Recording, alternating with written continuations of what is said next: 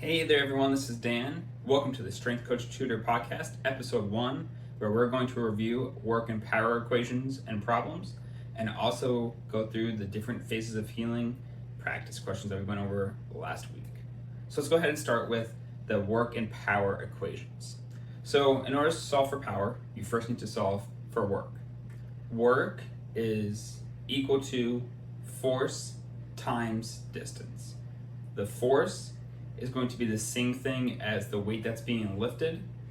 The distance is the distance that the bar travels during the concentric phase of the exercise. Now, if there's also repetitions included in a question, you also need to multiply by the number of repetitions because it's traveling that distance that number of times with that number of repetitions. Now, once you've solved for work, which your answer will be in joules, which is indicated by a J, a lowercase j, power is going to be work divided by time. Typically with time, it's going to be in seconds. And so with that being the case, you divide by number of seconds. You don't need to convert it to some sort of decimal as it's part of a fraction of a minute or anything like that. You can keep the number in seconds. You don't need to convert it. You know, if you have 30 seconds, you don't need to convert it to 0.5 for being half a minute or anything like that. Keep it at 30 seconds. And your answer for power is going to be in watts. So let's go through a couple of practice problems. Let's go through the first type of practice problem. In this situation, an athlete's going to barbell bench press 200 pounds for 5 repetitions. The distance the bar travels during the concentric portion of the exercise is going to be 1 meter. And it takes the athlete 10 seconds to complete those 5 repetitions. So what do we do first? We're going to solve for work. Remember, we said work is equal to force times distance. So in this case, the force is going to be the 200 pounds that we lifted, and we're going to multiply by that distance of 1 meter the bar traveled.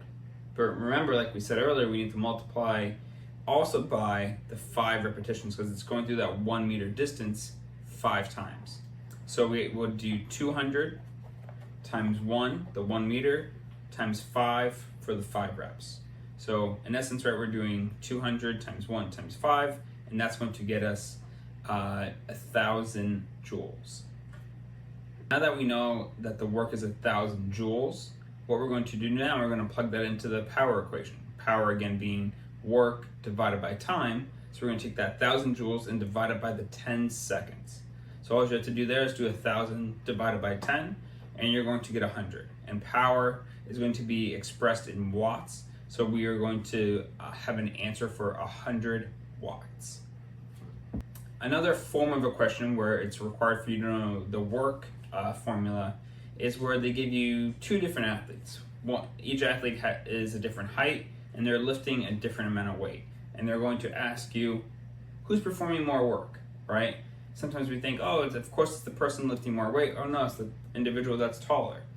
What you have to do is you have to do the math to figure out who's actually doing more work. So in this case, right, if they give you their height, which we can just use as the distance that the bar is going to travel, and they're giving you the weight that they're lifting, which is going to be the force, you have your 2 numbers to solve for work.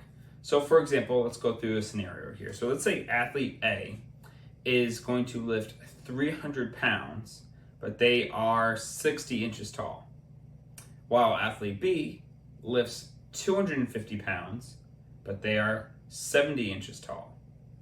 Who's exerting more work, right? Or who's performing more work? In this case, right, athlete A is performing 18,000 joules worth of work, whereas athlete B is going to perform 17,500 joules worth of work. And all we did was to get those numbers is that for athlete A, we did the 300 pounds times the 60 inches, and then for athlete B, we did the 250 pounds times the 70 inches. I hope that clears up some of the work and power equations and types of questions that you would need to solve. Let's go ahead and move on to some phases of healing questions that we saw last week on the Strength Coach Tutor Instagram story polls. Let's go ahead and look at those. Now let's go ahead and work on some of those practice questions regarding the 3 different phases of healing. So if you remember, there are 3 different phases of healing: the inflammatory, the repair, and the remodeling phases. So let's go through question number 1. Programming plyometrics is most appropriate during which phase of the healing process after an injury? Is it going to be the inflammatory phase, remodeling phase, or the maturation phase? So, for this question, the correct answer is going to be C, during the maturation phase. With that being said, it is the maturation phase that we save plyometrics activities that are faster in nature, quicker, more explosive, even more sport specific, towards that later phase of healing, right? Because that's going to be really that next final step, or that best precursor, if you will, before going back and actually playing our sport, right? So that's why we are kind of saving plyometrics towards the end there, in that maturation phase. Let's go through practice question number 2 now. Programming single leg box squats is most appropriate during which phase of healing? Inflammatory, remodeling, or maturation? So, single leg box squats would be considered a strengthening exercise. So we're actually going to do that in answer choice B, the remodeling phase. So remodeling phase is when we are doing a lot of our basic strengthening types of exercises. Yes, we could do some kind of basic strengthening stuff in that inflammatory phase, and maybe you're still doing in the maturation phase too, right? There's never really a bad time to get stronger. However, right, I would say a single leg box squat is probably a little bit more advanced, right? So we could probably be best saving that for the remodeling phase. Is it wrong to do it in the maturation phase? No, but I think we can start to incorporate that and do that in that remodeling phase. And like we said for practice question number 1, we really want to save those sport-specific, explosive types of exercises for that maturation phase. Let's go ahead and work on practice question number 3 here.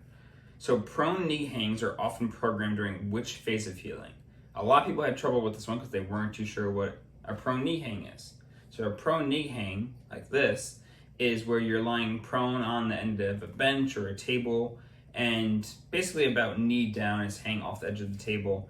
And what that allows you to do is it's working on terminal knee extension. What can really help to accomplish that is adding some sort of cuff weight to your ankle to really force your tibia to go a little bit further into the extension there. So if we're trying to gain more knee extension, like I'm saying, we're trying to regain and restore some range of motion, right? And regaining and restoring range of motion is one of those primary goals or focal points in the inflammatory phase, right? We want to be sort of restoring range of motion first before we really have, before we start doing any types of ballistic or strengthening types of activities. Let's go ahead on to the next practice question here. So performing shoulder internal external rotation with a resistance band is most likely programmed during which phase of healing? To me, this sounds like another basic strengthening type of exercise. We're going to go into the remodeling phase, right? Next question here, we have, after sustaining a low back injury, which exercise would be contraindicated, meaning we should not do it, during the inflammatory phase? A barbell RDL, a prone cobra, or child's pose? So we mentioned previously, inflammatory phase, trying to restore range of motion. To me, I don't think a barbell RDL is used for restoring range of motion, last time I checked, right? We're going to be doing that to strengthen our posterior chain. So that one does not fit the bill here. I think it's a little too early on to reestablish or reprogram that barbell RDL after sustaining this low back injury here, right? We want to do maybe like these prone cobras and child's pose to maybe help restore some lost range of motion there. And that really goes over the 5 practice questions that we went through this past week in terms of the phases of the healing process.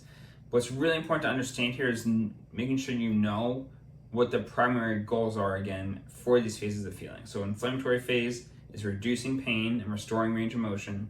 Remodeling or repair phase is going to be basic strengthening, if you will. And then the last phase there is the maturation phase, which is doing more specific types of activities, things that are faster in nature, more plyometrics, maybe some sort of Olympic lifting. But again, we're really trying to get ready to go back to sport here. And that's the very bare bones of it. Of course, you can go into a lot more nuance and details, but in purposes for the exam, I think if you understand those training goals for each of those phases of healing, that's going to help you out tremendously. The other component to this that I think a lot of people struggle with is if you get asked some sort of rehab exercise that you have not seen before, it's hard to know what the purpose of that exercise is, right? So the more you can expose yourself to some different rehab environments, or if you've been an athlete yourself and you've been injured and you've gone through some sort of rehab, that gives you some context and some help, and I think that's great for this context. But beyond that, then start doing your own research, right? Look up some common rehab exercises for the various joints, right? Whether it's your knee, shoulder, hip, etc. Look up some basic rehab exercises and figure out, even for yourself, or maybe find other sources online, like, hey, is this exercise to regain range of motion or strength? Like, why is this exercise so popular for this joint? What's the purpose? So I highly encourage you to go ahead and do that. So thank you everyone for watching and listening. I appreciate it. If you're looking for more resources, you can always head to thestrengthcoachtutor.com, and you can get your daily free questions at thestrengthcoachtutor on Instagram. Thanks for watching.